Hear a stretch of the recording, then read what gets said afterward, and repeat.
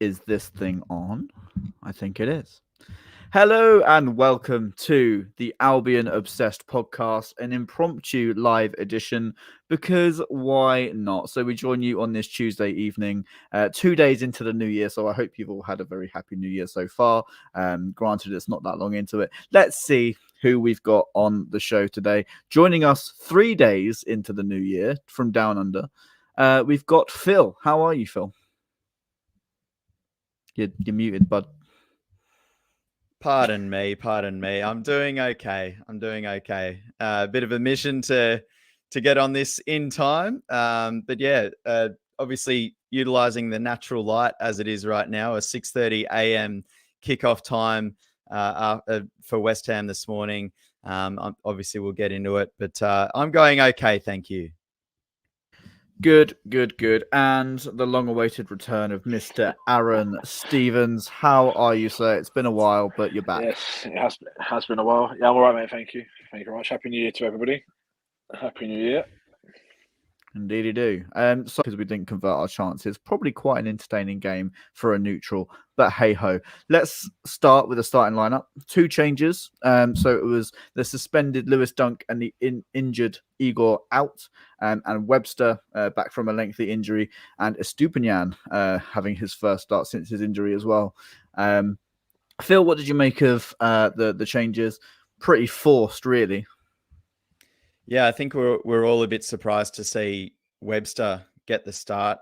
I mean, it's kind of happened a little bit lately where we don't know the detail on players, and then all of a sudden they're, because the same thing happened with Estupiñán last week. I'm pretty sure there was still no real update on whether he'd be available anytime soon, and sure enough, he just found his way onto the bench. Webster this week finds his way straight into the starting team, which was obviously a bit of a forced move.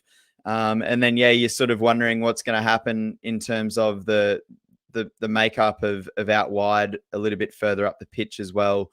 And James Milner gets the role there, and deservedly so after what we saw today. So, I think all of us fans are starting to take all these constant tinkers in our stride, and we might be starting to see a little bit of light at the end of the tunnel in that space as well, as I'm sure we can kind of get into as we move through this podcast as well. Definitely. As I say, Aaron, it's been a while since we've chatted to you. So let's just get a quick sort of overview of how you found this struggle, really, from the last few months with so many injuries. The starting lineups for you, obviously, we talk about it at length on the podcast many times and in the group chat.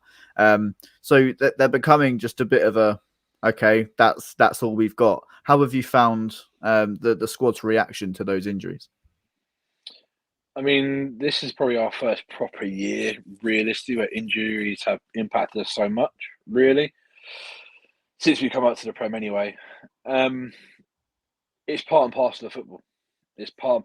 We've just had extremely bad luck this year compared to other years, and it just kind of shows that we're not where we need to be in terms of squad depth, where I think in the past where we've always just scraped through.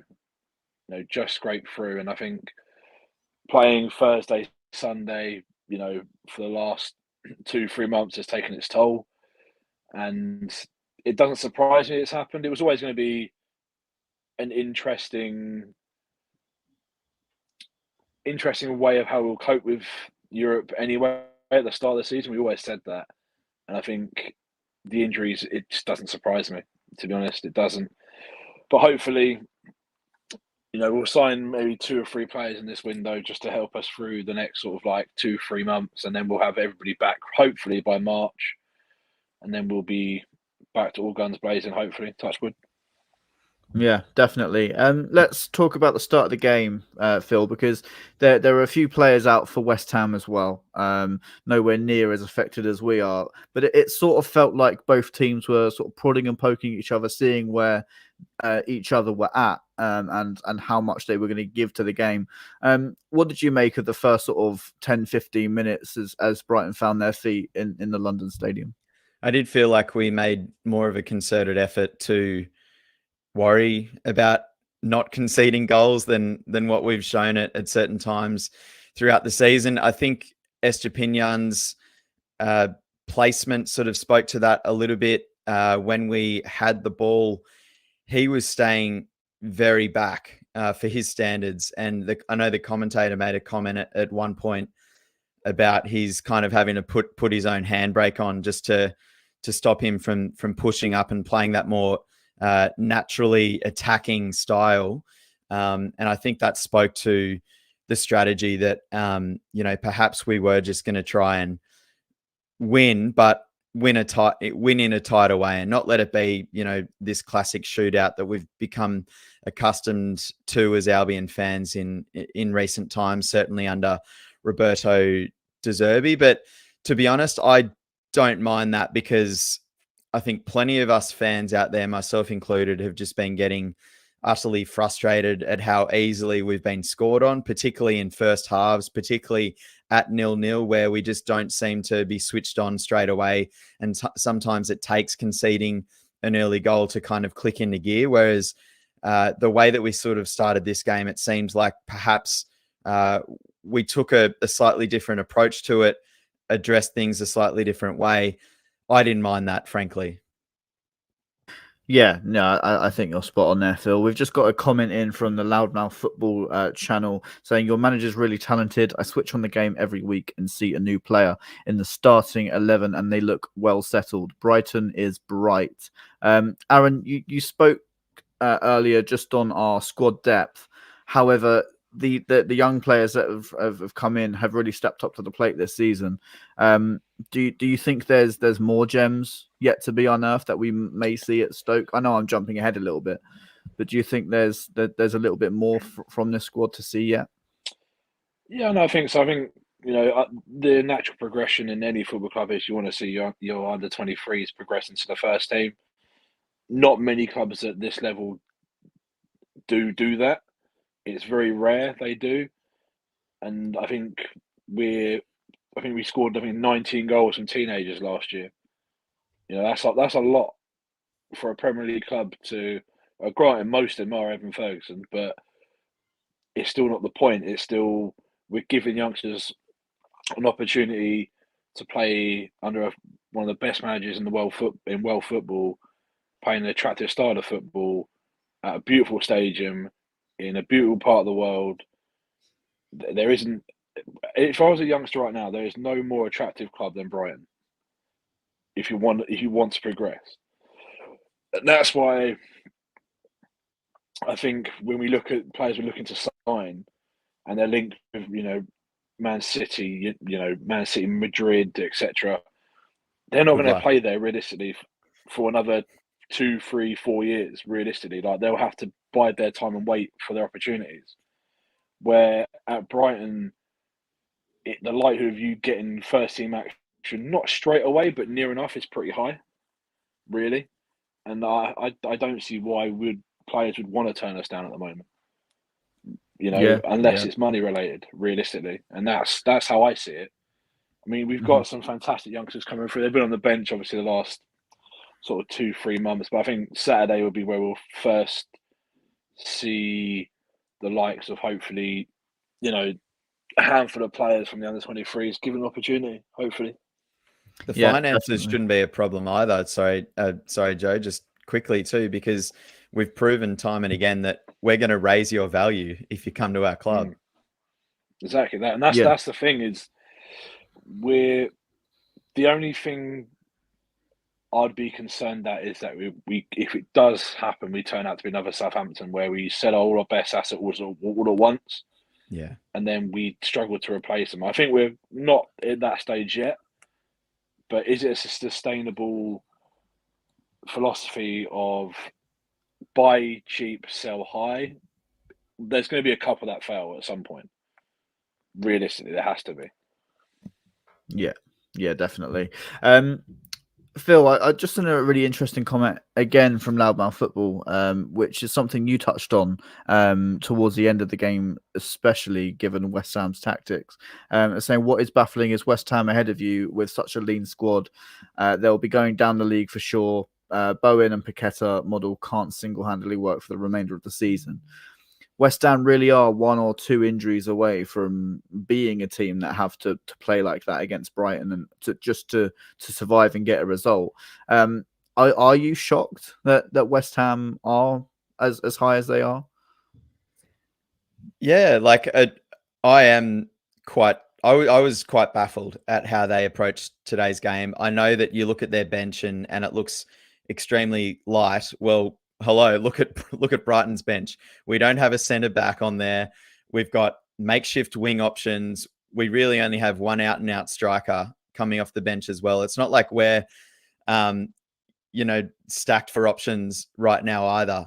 And they're 6th on the table, going into a really important game for them to make up ground on Tottenham, to make up ground on that top 5. And it is condensed inside that top 5 as well. There's a little bit of a gap from 5 to 6, but make up some ground there and you are right in the hunt. And they approached this game in a way where it was like from the outset, they were virtually happy to take 1 point away from it. And, that they beat Arsenal recently. They beat Manchester United recently, playing that way as well, where they did kind of luck into a couple of goals. And obviously the manager's done his homework as well in terms of playing a Brighton team, which has struggled to break down bottom 10 sides this season that want to deploy this low block, park the bus, get us on the counter. We understand all that. But for a team that is in theory supposed to be fighting for Europe in that race for the top 6 right now, that's beating good teams as well. I just couldn't believe how passive they were, how quickly they rolled over and went for the 1 point rather than trying to win this game. And if they're going to continue to play that way, good luck over the course of a long season. They're not in the race for Europe if that's the best that they've got. And I was stunned at just how quiet it was there at the London Stadium as well. That place was dead silent. It's 0-0 and they've got fans walking out with 10 minutes to go. Like, what are they doing? Honestly, I couldn't believe it, frankly. I thought it was a pathetic effort by the team and their fans out there today. Yeah. I think the thing with West Ham, I think when they lose Paqueta and they lose Kudus, it loses 2 of their main attacking threats, main creativity threats. And when they've had them against United and when they've had them against Arsenal, they're a very different team. Very, very different team. And it showed tonight, how much they relied on them a little bit. And Bowen was non-existent. He was the only real threat really there. And obviously Ward-Prowse, we know what he can do. But without the other 2 with him, they haven't got much. And that's not no disrespect to the players who started today for them, but I think it's a little bit harsh, and I think they'll still be top 6. I reckon somehow. I think when those players are back, they'll be fine. In my opinion, I think they're well drilled. Moyes knows what he's doing to a certain degree. He knows how to frustrate teams, but when he's not got his 2 main players, it's difficult. It is difficult. Yeah, I think as well, if you take that West Ham performance and mirror it alongside the performance at the Amex, they did almost the same thing. However, caught us on the break with a couple of really good, powerful, quick players. I don't know. I thought they were pretty good at the Amex, in my opinion. I thought they were just smart. They were frustrating us, though. In my opinion, I think really. Referring to what you said about Moyes coming to frustrate teams, he does his homework, and you do have to give them credit for that for sure. At the Amex, just quickly, sorry, Joe. Yeah. At the Amex, they were clinical as well. They created a few good opportunities. I think it was 3-1 in the end, and they put them all in the back of the net. They only really created 1 or 2 half chances today. One of them could have easily ended up in the back of the net as well, but. And I understand what you're saying as well, Aaron, but I mean, we've got all the same excuses. Both of our starting wingers are out. Some of our attacking options are out as well. So that's why that's why I just can't really wrap my head around it, because we went into this game virtually our B team as well, but we're out there trying to win a game on the road. Yeah, exactly that. Let's talk about our first real big chance of the game. I think a lovely ball in from James Milner finds Pascal Gross, who darts into the box, losing his marker of James Ward-Prowse, heads it straight at the goalkeeper. There were a few of those today, Aaron. What did you make of Brighton's attacking outlet in the first half? There wasn't much to write home about. Not really. No. Not really. That one chance, that was it. There's not much else to be said. It was a pretty dull first half, let's be real. Yeah. Do you think that when those chances are presented to Pascal Gross, you would expect to put that in the back of the net? It's frustrating that he puts it straight at the keeper. Yeah, it's one of those, it's either side the keeper it's in kind of thing. You don't expect Gross to score those type of goals because he's good in the air, to be fair, for a guy his size, but you don't expect him to score those, if that makes sense. If it was someone like Ferguson, perhaps, who's a bit more aerial presence and he's just an instant sort of instinctive finisher, then maybe. But yeah, not Gross. I mean, Gross, like I say, he can finish, but not with his head, bless him. Yeah, so we've got a couple of comments. BMR209 asks us about his thoughts, or getting our thoughts on the Sarmiento transfer to Ipswich on loan. We'll cover the transfers a little bit later in the show after we've spoken about the game. Obviously, the transfer window is now open. Hopefully, Brighton can do some January business. I think it's very much needed. Hello, LD Brothers. Curtis, how are you, my friend? Couldn't be bothered to come on the podcast today. I see you, Curtis. Mark Cohen says, not one JWP free kick. Good discipline. I think I can agree with that. And hello to Mark as well, who is surprised with West Ham with their lack of want of a win, very much like you, Phil. So yeah, hello to everyone in the comments, and hope you enjoy the show and get involved as we go. Phil, you said before halftime, we need to get to halftime 0-0 and not make any silly mistakes. Almost for West Ham. I think it was Mavropanos, I don't know if I said that right, who almost nicked in before halftime.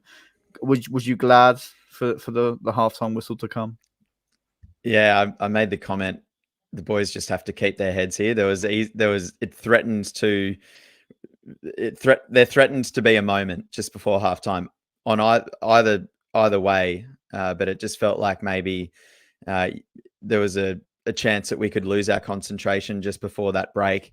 Obviously, West Ham had that free kick. It was a pretty decent set play, lobbing one over to the far post and putting in a really threatening ball. And that was kind of only there.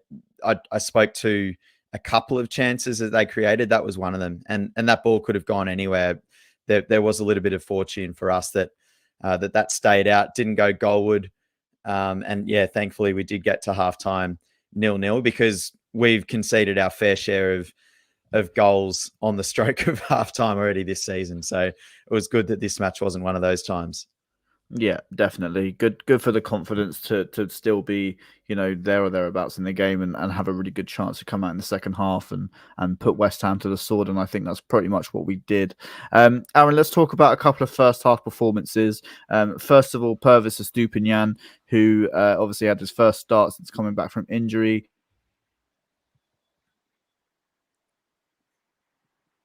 Him and Matoma gets injured. Pernis Matoma's back. Estupiñán's injured. Matoma was there. They're two players that work really well together. And do you think Estupiñán misses that outlet in front of him? Yeah, I think so. I think it's vice versa. I think Pernis misses Matoma. Matoma misses Pernis. And I think that's why Matoma's not been as effective this year. And I think when they're both back fit together, I think we'll see Matoma come back alive, really.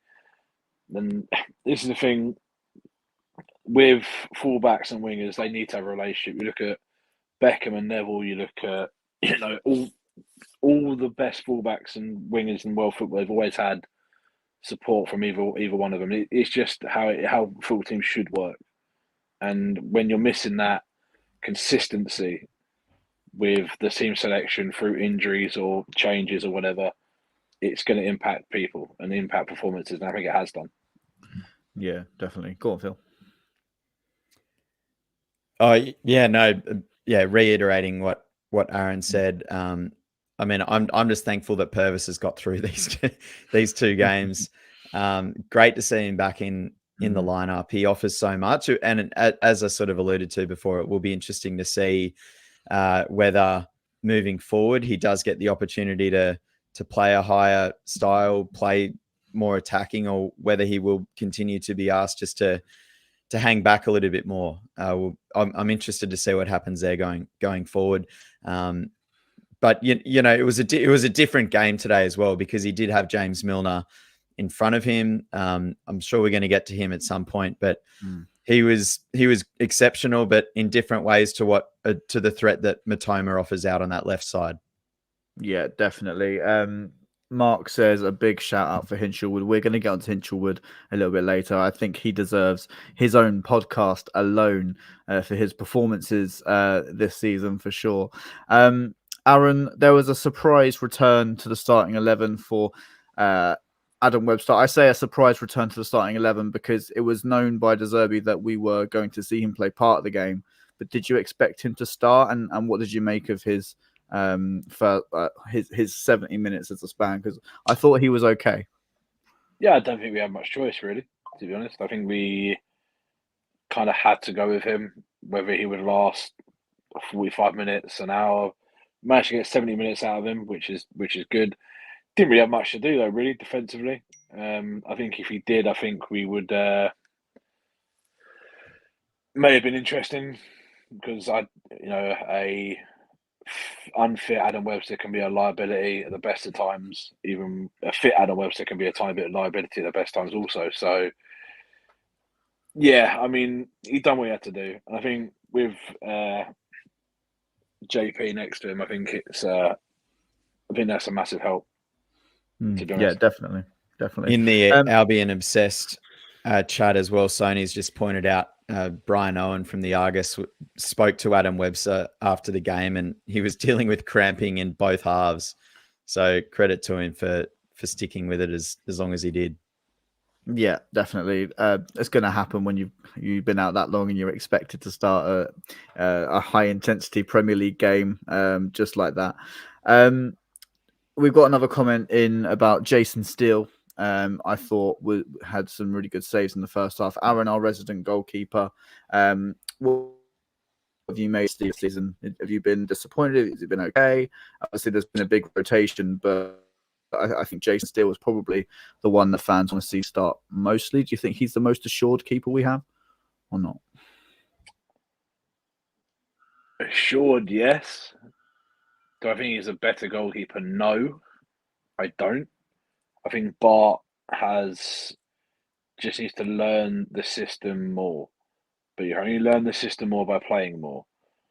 That's why he's chopped and changed. I think it's got to the point now where you need to make a decision on who's number one. Because I think that's the reason why we've been seeing so many goals, if I'm honest. It's through individual errors, yes, but it's through stupid errors where communication is key. You want that consistency ideally, you want your consistency from goalkeeper and your two centre-halves. They're the two you want consistent, and the pivot in the middle, to be fair. You want those four. When you're changing your goalkeepers every 2 games, it's not going to help anyone. The centre-backs don't gain the trust they do and understanding they do if you're playing every week. And that's something that I've figured out over time, where I've been out injured, for example, for a while, and I've come back in, and it just felt a bit odd. Like they don't trust me as much as they used to, and it'd be even stranger being a professional footballer playing 2 games here, 2 games there, and then being dropped for 4 games and then coming back for 4 games. It's just you can't operate like that. Like, you look at the big clubs, you don't see, Ortega playing 2 or 3 games on the bounce, and then Edison will come back in for 2 or 3 games on the bounce. It doesn't work that way. As much as I understand why De Zerbi's doing it, but it's got to come to the point now you just pick one of them, and for the season anyway. And then if you don't rate Bart, if Bart needs a loan to get game time for a season, then loan him out and keep Rushworth as number 2. And then play him in cup. It's all opinions in this. This is the thing. It's all different people's opinion.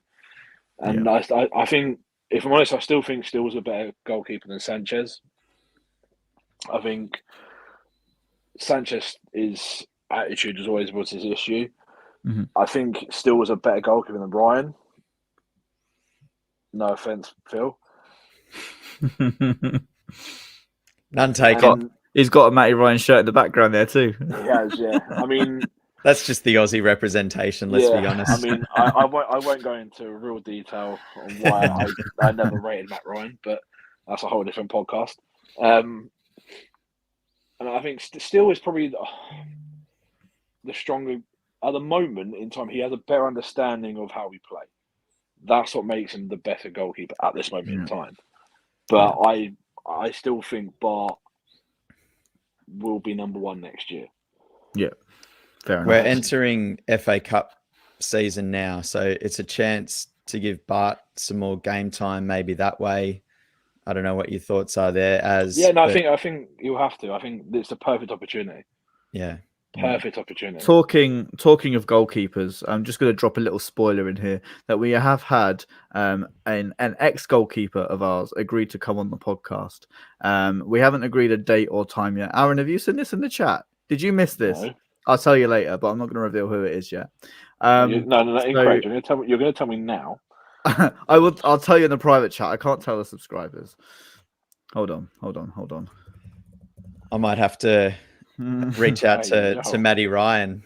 Let's have Aaron and it might be Matty Ryan. Who knows? So yeah, keep an eye out for that, guys, because it will be a really exciting chat. A goalkeeper that I've respected hugely. So there's a little clue.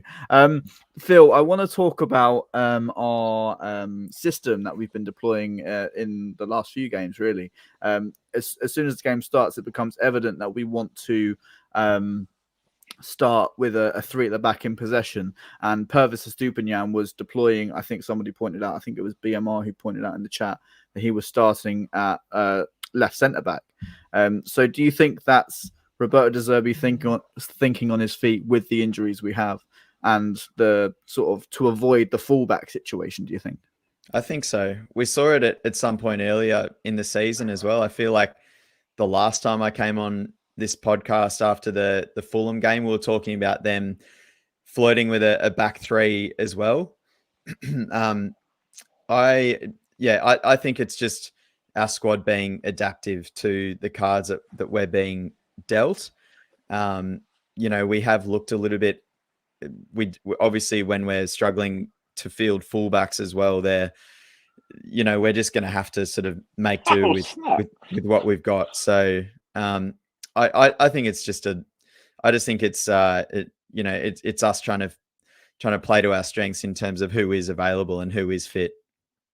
Yeah, that reaction that you just heard, everyone, was Aaron's reaction to the goalkeeper that we have agreed to get. My bad. I thought I was on mute. My bad. so there you go. It got that reaction from Aaron. So it should be a good episode, hopefully. We've just got Mark with Sarmiento probably not coming back. Do you think there's any chance Mazzilli will come in and dazzle us like Messi? I think it's been reported that he's going back out on loan. I'm not sure how true those reports are. But it would be nice to have a winger that's available, right, Phil?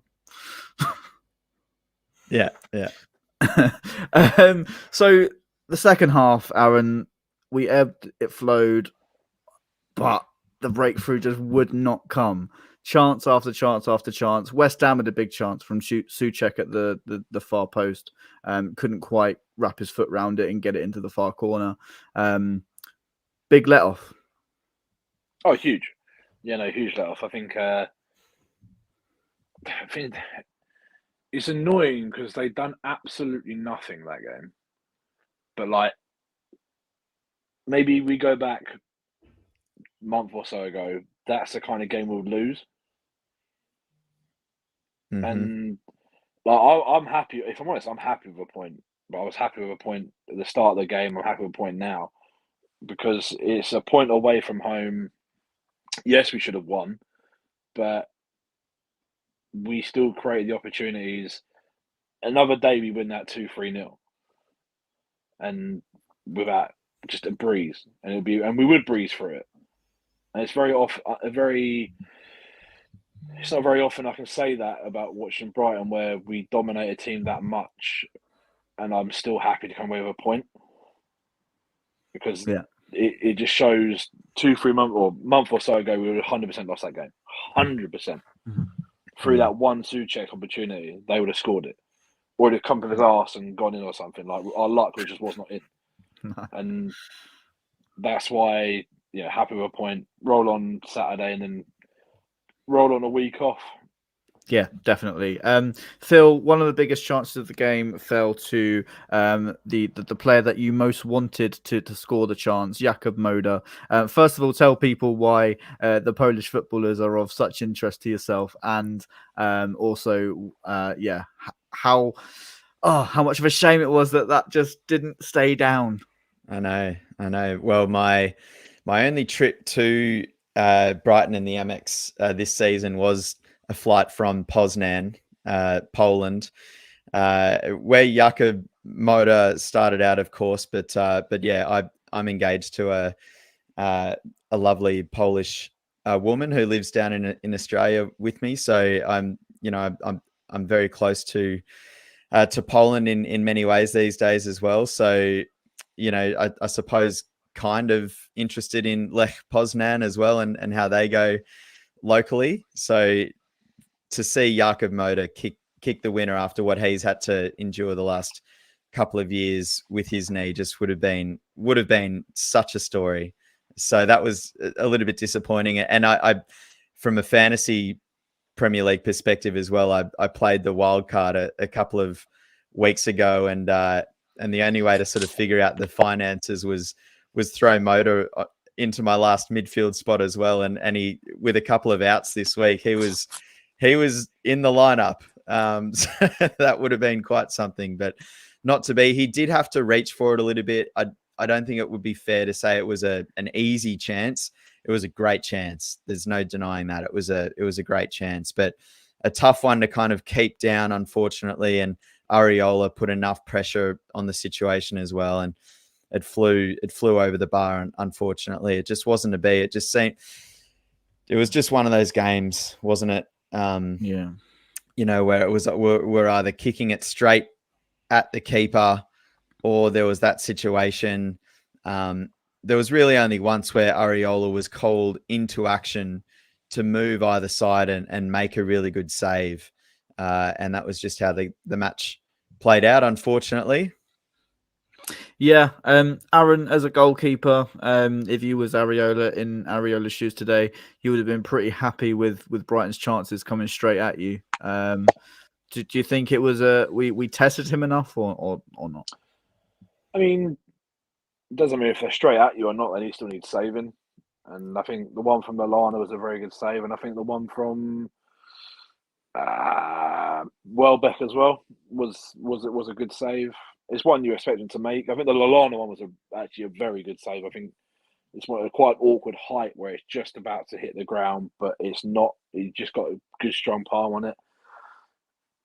Easy day's work for him, really, if I'm honest. And but at the end of the day, if the ball's coming straight at you, you still need to save him. Doesn't matter. Yep. Doesn't matter. It's literally as black and white as that, really. Yeah, no, Ball still needs to be that's saved. completely fair. Let's not delay this any longer, guys. Let's talk about the man in the title, Jack Hinshelwood. Aaron, I'm going to stay with you on this one because you've seen his uncle coach us. You've seen his dad play for us. Now you're seeing 18-year-old Jack Hinshelwood come from the under-8s all the way up to the Premier League and the Europa League. Just how spectacular is that, hearing that from someone who sat there with Dean, watching those days and having that guy come all the way through? Makes you feel old, I know that much. It makes you feel very old. Yeah, no, it's what this club's about, to be fair. It is about what this club's about, and it's good to see. It's good to see, and I think his performances have been outstanding. I don't think there's been really one poor performance from him since he's come in, and it's a testament to him. It's a testament to, you know, the youth setup of how well all these youngsters have done when they come into the team. And yeah, big shout out. I think his whole family is football related. I've seen Martin Hinshelwood coach us from the worst losing run in history, which in the end got us relegated, but that's not the point. And obviously his dad Adam Hinshelwood, obviously playing for us in the Wifteen and, you know, scoring goals for us. I remember the one at Cheltenham away in the last minute to get back from a 2-2 draw. I remember that vividly, as I got caught on camera getting told off by a steward by leaning over the barrier, giving it the big one. That was good fun. But yeah, it's just what this club's about, and it's just nice to see. It's just nice to see. Yeah, agreed. Phil, a Premier League Man of the Match award for our 18-year-old who is having to fill in at right back at the moment. It has been playing more advanced, definitely in the last couple of games. And Steve Sidwell, on our broadcast at least, was talking about how he's seen him evolve from a centre midfielder, coming into a system where De Zerbi's expecting so much more of him. But he's taken to it like he's been playing Premier League football for 10 years, right?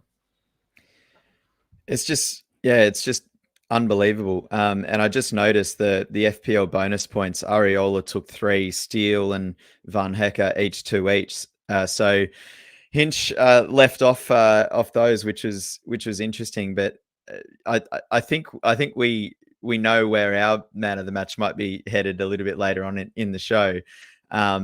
He was phenomenal, and you know, I think finishing off a point Aaron made, his first start for the club was that bad loss to Villa, was it not? When he was playing as a genuine midfielder against one of the best midfield combinations in the league. And that obviously wasn't a great way to make your starting debut, but he's taken it in his stride. That could have gone another way quite easily, but he's been phenomenal at right back, and he's putting up a genuine case to stay there, you know, regardless of who's fit and who's available going forward. What I really love about the way he's going about it, particularly defensively, is that he's starting to change what I think is one of this club's biggest problems defensively, is that we seem to be very passive, and part of that is to not give away fouls, not concede cards, and make the opposition beat us, make the opposition score goals. But he's defending with in a tighter vicinity, with more aggression, and I love it. He's putting pressure on the players, on his direct opponents with the ball, and he's forcing more turnovers. He's forcing more in the game of football. I think that a passive defense can, regardless of the sport, that can be contagious, and that can lead to, to just conceding more overall. I see it with the other teams that I support in different sports, namely the Green Bay Packers, and I'm scratching my head going, why do I root for all these teams that just seem to defend so damn passively? And you know, Hinshelwood might be changing the tide for us on that front, because it's infectious. The way that he is creating energy in defense, and putting pressure on opposition players is going to prove to be infectious, I believe, going forward. So it's so good to see. He's creating turnovers up the ground as well. He's stopping opposition raids from balls going into the box, and I think he's making a real case to stay there off the back of it. Yeah, as the podcast title suggests, it's certainly his spot to lose when the likes of Veltman and Lamptey, if Lamptey ever becomes fit, that is. I think you're absolutely spot on with what you say about Hinshelwood's performances, Phil. I think he does what you say, but with real maturity. I don't really see him give away stupid fouls or collect stupid cards, and that. To have that at 18 years old, he's probably one of the most composed, complete academy graduates I've ever seen. That's a huge credit to him, to the club, for bringing him through that way and allowing him to just bed into a Premier League side, a Europa League side as well, who, you know, a lot of pundits and a lot of media purr about. You know, we're still, everyone says that. Oh, I think Michael Owen said it most recently. Everyone's second team is Brighton. Our first team is Brighton, but there's so many plaudits for us, which is fantastic. So yeah, going forwards, it's his spot. As you say, he's showing this real maturity, and Roberto De Zerbi is asking him to play a pretty difficult role too, where in possession, as we've sort of said, they fall into this back three setup, and they're asking Hinch to get forward. He's scored a couple of really important goals for us, of course, already, and he had another chance today. He's putting himself in position to score going the other way, but he's also, it's not easy to be asked to attack when we have possession, but then be defensive as well. Don't concede going back the other way. So you're balancing this mindset of how much can I attack? How much do I hold back here and just make sure we're not conceding going the other way? And that's a tough ask of a teenager, you know, so of anyone that's, you know, under the age of 20. So credit to him. Yeah, definitely. BMR in the comments says, an Australian that supports the Packers and Brighton. Where am I? You're in the future. You're in the future. This is the way, as De Zerbi famously says. We won't stay too much on the game because we've got a couple of other bits to talk about after we pick our man of the match. And a 0-0 isn't very fun to talk about. So we'll come to our man of the matches now. Aaron, are you in agreement with what Phil said? Is our man of the match award going only one way for you or not? No, I'm actually going to give it to Van Heck. Yeah, I think he was very, very good. Very, very good. I think it was just Van Heck. What the Van Heck, you know?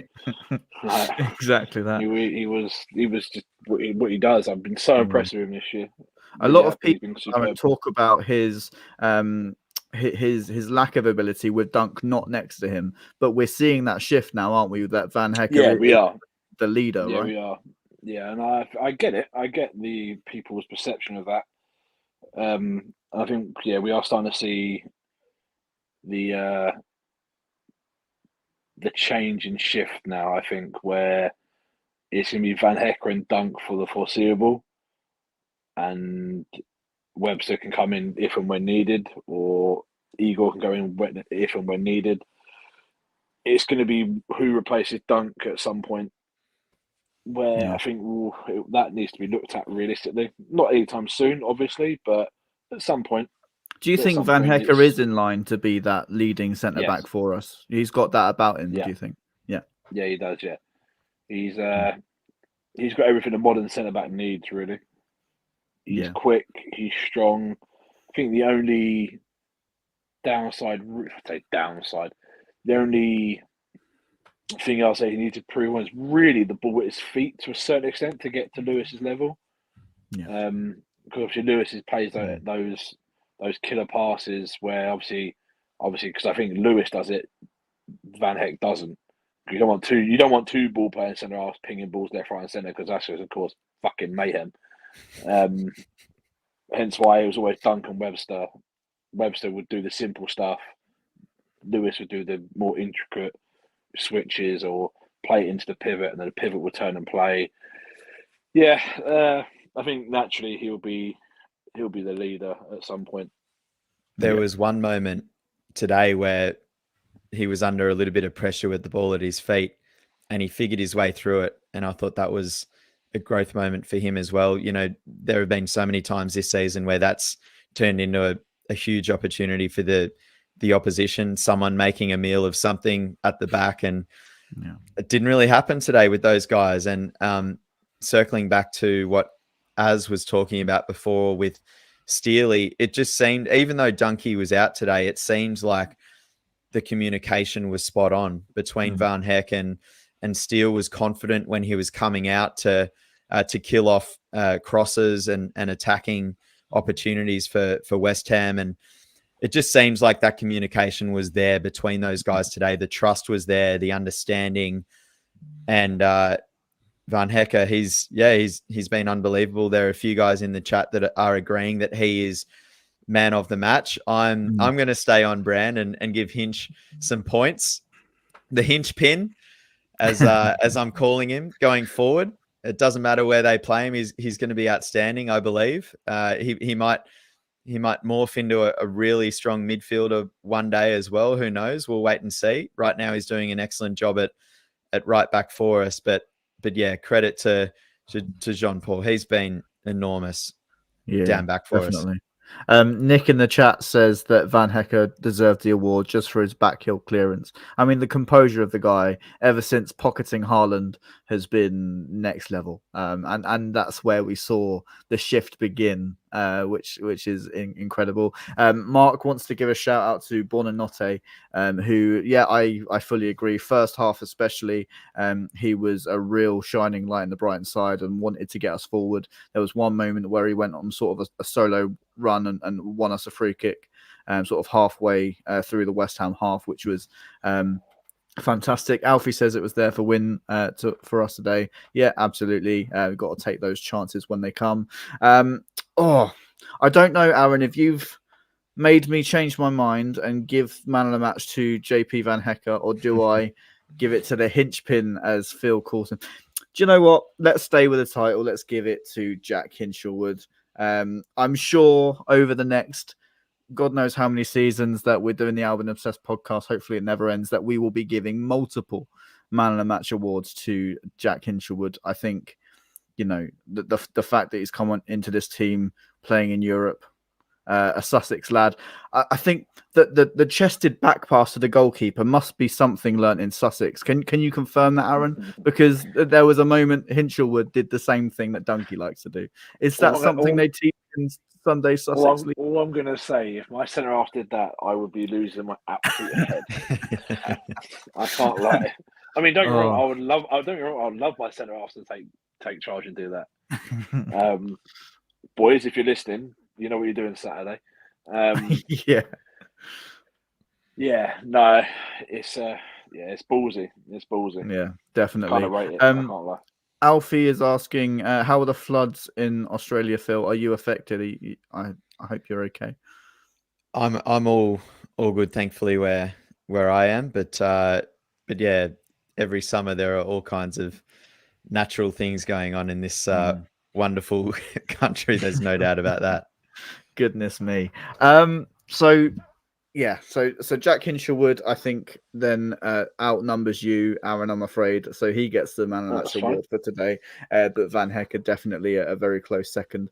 Let's look ahead, guys, because the transfer window is open. We've had one comment about Sarmiento coming back from loan and then going back out on loan to Ipswich. First of all, Aaron, have you watched much of Sarmiento at West Brom? And do you think it's a good move for him to go to a promotion chaser? I mean, he wasn't really playing, though, really. I know that their fans were buzzing to have him when he joined them in the summer, but he hasn't really... He started to play a bit more recently. He scored a really good solo goal, actually, in start of December, if I remember rightly. But yeah, I think he needs to play more. And I think Ipswich under Kieran McKenna, I think would be a great shout for him to go to. And I think he'll play, and I think he'll do well there. Yeah, and he gets to meet Ed Sheeran, which I'm not jealous about at all. But hey ho. Phil, we spoke about Mazalu as well, the young Romanian who may or may not be coming back. But reports say he's going back out on loan. Where is the most important position do you feel for Brighton to strengthen? Or are they all as important as each other? Yeah, look, I'm not. It would be wrong of me to speak to specific players that we should be targeting. It's just not my area of expertise. But I can answer the question. Yeah, leave that for spreadsheet King Dagan. Exactly. But I can answer the question that you've put forward here. I think it's a central defensive midfielder. Someone that can just be, that engine room for us, that can just give us that, that drive, that obviously just what we've been missing since Caicedo and McAllister have left. They were both just such hardworking options through the middle, and we've been missing that. We have. It's that simple. Hinshelwood has proven to be a really nice stopgap option for us at right back. Fingers crossed, touching wood, that Estupiñán can have a clean run of health and injury through the back half of this season now, as well as our starting left back. And, we know that Igor Julio can do the job for us as an option back there if needed, as that kind of backup option. Obviously, there are really strong links to a really quality fullback in January. Maybe that comes to fruition, maybe it doesn't. But if you're asking me the one position that we need to figure out in terms of quality over quantity in January, I think it's a midfielder. Yeah, I think you're spot on. Aaron, Nick suggests that we go all out and get Calvin Phillips on loan. Would you be opposed to that, or do you not think? What would be your ideal centre defensive midfielder to come in? I wouldn't get one in. You wouldn't? Not really. Oh, interesting. I think there's more important positions need filling than that. Mm-hmm. We need a fucking right back who doesn't have hamstrings like G-strings. Need a left back, in my opinion, as well, because as much as I love Igor, if he needs to start playing centre half instead of a left back. Sorry. And I still think we need a winger. I don't think the defensive midfielder is an area we need to look at, in my opinion. I think we've got Milner, we've got Gross, we've got Barber, we've got Gilmore. There's plenty of options in there as it is. Yeah. So that's not an option that I would look into, and I wouldn't take Calvin Phillips. I think it would take him too long to get back to match fitness, and we will never pay his ridiculous wages and apparently like £7 million loan fee. Are you mad? For half a season, no thanks. Yeah, I'd rather not. I'd rather freaking no, just no. Fair enough. Agree to disagree then, Aaron. I just don't think there's more important positions. I think we need to focus on first. I don't think we're missing Caicedo that much, in my opinion. McAllister, yes, but Caicedo not really for me. Wow. I just don't. I think we're playing very differently without him, and I think it's working for us to a certain extent. Mm-hmm. But we missed the bite, you could say, of Caicedo in the middle. But I think Gilmore stepped up more than I thought he would do. Yeah, in my opinion, and I think he's done very well in that deep line playmaking sort of role, in my opinion. Yeah. And I assume you say right back because we need a right back just for backup for Jack Hinshelwood, because as the title suggests, it is his spot to lose. Is that right? Right. Okay. Jack Hinshelwood is not a right back. But it's his spot to lose. Pascal Gross is not a right back. James Milner is not a right back. We know that much. We certainly do. We just need a right back. Just a right back. Fair enough. That's fair enough. I'd love to see Jack Hinshelwood in his more natural position and see what more he can give us from a central, more attacking sort of approach to the game.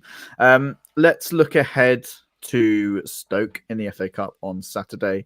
And if you're going, I hope you enjoy the very, very cold, wet Stoke not on a Tuesday night, but on a Saturday. So hopefully it'll be less cold for you. But it's January. It's going to be cold. Mate, it's going to be like 25 degrees at Stoke, but in the Britannia it's going to be -4. It's fucking horrible.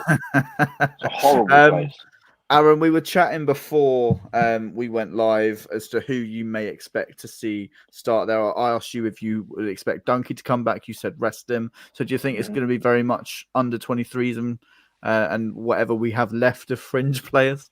Yeah, I think it'd be. I'd hope it'd be fringe players. Depends how much De Zerbi wants to focus on the FA Cup this year. Really, obviously we took it quite seriously last year. Obviously got got to the semis, but with Europe this year as well, I don't think we can really go all out in the cup, in my opinion. Mm-hmm. Obviously, we haven't got another Europa League going till March, but it's not the point. I think, imagine if we win this and we get like I don't know, some League Two team in the fourth round, and then they just go out and injure two of our main players. Yeah, true. And it's just sort of it's stick or twist, really. Either way, people would be moaning that we should be resting players, but then if the performance isn't good enough, they'll be moaning why we didn't start those players. You can't really win in this situation. Yeah. And Stoke is not an easy place to go. No. Like, We found that out last season, didn't we? We played them away last season. Yeah, to be fair, we didn't even probably play that well, and yet we still managed to come away with a win. I mean, where are they in the table? They're no idea. Okay, they're 19th. Which is pretty much where they were last season. Am I right? Yeah. And I mean, their run of form is absolutely horrific. 1-0 Stoke then. Yep. You know what that means. Exactly. Oh dear. Phil, do you think the importance of the FA Cup last year was more for De Zerbi because it was an extra route into Europe, or do you think he's a winner? He's just going to take any competition seriously, no matter what. I think we should take this game seriously. There's a break after that as well. Our next Premier League game isn't until the 22nd of Jan. It could be a chance to see. I know he's very important for us right now, but maybe there's a chance to see Hinch playing in that midfielder role. I think it's really important that we start Evan Ferguson up front and that he starts to try and find some form back. Yeah. I think we do rest several of our players for sure. I'm not sure what they'll do with a Yaka Motta because he might still be working his way back slowly, and maybe the medical staff are saying give him 30 minutes and that's it for the time being. So if he is capable of playing more minutes, let's have a look at him more central as well. I know we were going back and forth about that the other day, Joe, about what his best position could be moving forward. They've been bringing him on as a wide option the last few games. Do we see him playing a more central role? Maybe have a look at him at 10 or as one of those midfield options. I'm not sure. But I think there's a chance to play some of our regular Premier League players, but the ones that haven't been getting the major minutes right now. How many of the starting 11 do we see in that game? I'm not so sure. Maybe it's 2 or 3. I think we definitely see Bart Verbruggen back as the goalkeeper. I'm not sure how Igor is physically. Probably a good chance to see him as one of our central defenders if he's available. And go from there. But I don't see why we don't take it reasonably seriously, whether we again make a really deep push in the FA Cup, and maybe that's contingent on how the round of 16 goes in Europa as well. I'm not sure. We obviously didn't take Carabao overly seriously, and we saw the result there, but I don't see why we don't take this game semi-seriously and just see what happens in February and March. Yeah, why not? Let's go for some score predictions before we sign off for tonight. So, Phil, what are you thinking for the game? Do you think it'll be a nice, comfortable win? 3-1. Obviously, 2024 has brought on the clean sheets, apparently. Whether that lasts or not, we'll have to wait and see. But I think we do enough. I think we play enough of our guys to score a few goals, even though Stoke might do the old, Sean Dyche routine. We'll have to wait and see. But I think we find the back of the net a few times and probably concede one going back the other way. Fingers crossed. Aaron, I know your normal response to wanting a prediction. Let me see the team sheet first, but I'm going to push you for one anyway. Nope. No? All right. Nope. All right, fine. Ask me Saturday at 2:00, and then I'll give you my All right. answer. Everyone tweet Aaron Saturday at 2:00 just to get his score prediction. I'm going to give my score prediction. I think we will win 2-0. I think it's going to be a really tough game. Stoke have nothing to lose in the FA Cup coming up against the Premier League side. And yeah, I think they will give us a really tough game.